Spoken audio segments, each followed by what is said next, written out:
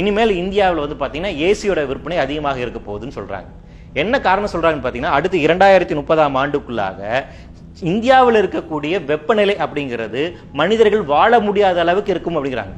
நீங்க வெளியே போய் இருக்க முடியாது. 6 மணி நேரம் வெளியே போய் நின்னீங்கன்னா ஹார்ட் அட்டாக் வந்து இறந்து போயிருவீங்க. இது வந்து அடுத்த 10 வருஷத்துல நம்ம சந்திக்க போறோம். ஹீட் வேவ்ஸ் அப்படிங்கிறது அவ்வளவு கொடூரமாக இருக்க போகுது அப்படின்னு சொல்றாங்க. அப்போ அதுக்கு எப்படி நீங்க அதை சாட்டிஸ்ஃபை பண்ணணும், அதை எதிர்கொள்ளணும் அப்படின்னு வந்து பாத்தீங்கன்னா, உங்களுக்கு நிச்சயமா ஏசி வேணும். அதனால அதுக்கு ஒரு லாபகரமான திட்டம் இருக்கு, அதுக்கு மார்க்கெட் பண்ணலாம் அப்படிங்கறதுக்கான வேர்ல்டு பேங்க் அப்படி பாக்குறாங்க.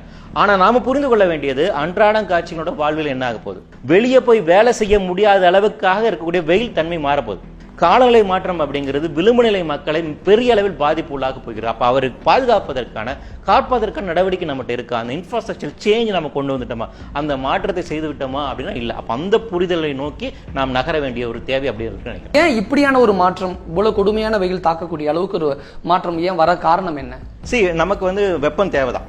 ஹீட் அப்படிங்கிறது நல்ல விஷயம் தான். ஹீட் இருக்கிறதுனால தான் பூமியினுடைய சராசரி வெப்பநிலை, இப்போ நார்த் அண்ட் சவுத் எடுத்துக்கோங்க, வட துருவத்தில் தென் துருவத்தில் நார்த் போல் அண்ட் சவுத் சொல்லலாம், அங்கேயும் பனி அதிகமாக இருக்குது. அதே மாதிரி சவுத் போல்லையும் அதிகப்படியான பனி பாறைகள் அப்படிங்கிறது இருக்கு. ஸோ அது ரொம்ப உறைஞ்சு போன -டிகிரியில் இருக்குது. ஆனால் பூமியோட மத்திய ரேகை பகுதி, டிராபிக்கல் ரீஜன், இந்தியா போன்ற பகுதியில் அந்த இடத்துல தான் உங்களுக்கு அதிகப்படியான பயோடைவர்சிட்டி இருக்கு. அதிகப்படியான குளிரும் இல்லாமல் அதிகப்படியான வெயிலும் இல்லாமல் ஒரு சீதோச நிலைமை இருக்கக்கூடிய இடம் அதுதான். ஸோ அதனால இந்த இடத்துல அதிகப்படியான பயோடைவர்சிட்டி இருக்கும், நிறைய உயிரினங்கள் எல்லாம் இருக்கக்கூடிய ஒரு பகுதியாக இருக்கின்றது. இப்படியான பேலன்ஸாக இருக்கக்கூடிய ஒரு வெப்பம், ஒரு டெம்பரேச்சர் சிஸ்டம் அப்படின்னு பார்த்தீங்கன்னா கடந்த 10,000 வருடங்களாக தான் இருக்கு. பூமி தோன்றிய இந்த 4.5 பில்லியன் வருடங்களில் இருந்து பார்த்தீங்கன்னா கடந்த 10,000 வருடங்களாக தான் இப்படியான ஒரு சீதோஷ நிலைமை அப்படிங்கிறது இருக்கு. ஒரு டெம்பரேச்சர் பேலன்ஸ் இருக்கு.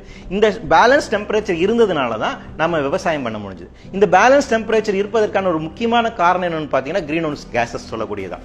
இந்த பச்சை இல்ல வாயுகள் அப்படி சொல்லுவாங்க. அதில் கார்பன் டை ஆக்சைடு ஒரு முக்கியமான கேஸ்.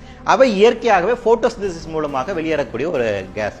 இந்த CO2 பூமியை சுற்றி அப்படி ஒரு படலமாக இருக்கின்றது. அதான் கிரீன் ஹவுஸ் கேஸஸ் சொல்லுவோம். இந்த கிரீன் ஹவுஸ் கேஸஸ் என்ன பண்ணுதுன்னு பார்த்தீங்கன்னா, பூமியில நோக்கி வரக்கூடிய சூரிய கதிர்களை வந்து பூமியில பட்டு ரிஃப்ளெக்ட் ஆகி வெளியே போகும்போது ட்ராப் பண்ணுது. அப்படி ட்ராப் பண்றதுனால பூமியினுடைய டெம்பரேச்சர் வந்து ஒரு சீதோஷ நிலைமையில அது வைக்கிறது. ரொம்ப கூல் ஆகாம, ரொம்ப குளிர்ந்து போகாமல், ரொம்ப வெப்பமாக இல்லாமல் ஒரு பேலன்ஸ்டா அழகா அது வந்து பண்ணுது. இப்போ நாம என்ன பண்றோம்னா, கடந்த 200 வருடங்களாக இண்டஸ்ட்ரியல் ரெவல்யூஷன் வந்ததுக்கு அப்புறம் நிலக்கரி எரிக்கிறோம், பெட்ரோலியத்தை எரிக்கிறோம், நேச்சுரல் கேஸ் வந்து எரிக்கிறோம், அதுக்கப்புறம் டீசல் எரிக்கிறோம். இதுல இருந்து வெளியே வரக்கூடிய கிரீன் ஹவுஸ் கேஸஸ் இருக்கு இல்லைங்களா, CO2 வருது, நைட்ரஸ் ஆக்சைடு வருது, மீத்தேன் வருது. இந்த கேஸஸோட எண்ணிக்கை அதிகமாகுது. அப்ப இயற்கையாக இருந்த அந்த பசுமை இல்ல வாயுடைய எண்ணிக்கை அதிகமாகி கொண்டே போகிறது. அப்படி அதிகமாக என்னன்னு பாத்தீங்கன்னா, சூரிய கதிர்கள் பூமியில பட்டு வெளியே போகாம உள்ளே ட்ராப் ஆகுது. அதிகப்படியாக ஹீட்டை வந்து நீங்க டம்ப் பண்ணிட்டுறீங்க. ரொம்ப சிம்பிளா வந்து சொல்றீங்கன்னா, நீங்க ஒரு ஷாப்பிங் போறீங்க, கார் எடுத்துட்டு போறீங்க, காரை வெளியே நிறுத்திட்டு போறீங்க, வெயில நிறுத்திட்டு போயிடுறீங்க, உள்ள போய் 2 மணி நேரம் முடிச்சு நீங்க வர்றீங்க. காருக்குள்ள போன உடனே உட்கார முடியுதா? பயங்கர ஹீட்டா இருக்குதா? ஏன்னா சூரிய கதிர் உள்ள ட்ராப் ஆயிருது.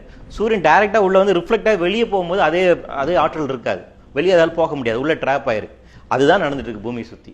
பூமியில் இருக்கக்கூடிய அப்ப இந்த வெப்பம் இன்க்ரீஸ் ஆகிட்டு, இதை தான் நம்ம குளோபல் வார்மிங் அப்படின்னு சொல்றோம். இந்த குளோபல் வார்மிங்க்கு மனித சமூகத்தினுடைய உற்பத்தி தான் காரணமாக இருக்கு. நாம ஃபாசில் ஃபியூல் அதிகமாக எதிர்ப்பதன் காரணமாக, நாம நிலக்கரி அதிகமாக பயன்படுத்துவதன் காரணமாக, நம்ம பெட்ரோலியத்தை அதிகமாக பயன்படுத்துவதன் காரணமாக இந்த மாற்றம் நிகழ்ந்து கொண்டு வருகிறது. அப்ப இது முழுக்க முழுக்க மனித சமூகத்தினுடைய உற்பத்தியின் காரணமாக நிகழக்கூடிய ஒரு மாற்றம்.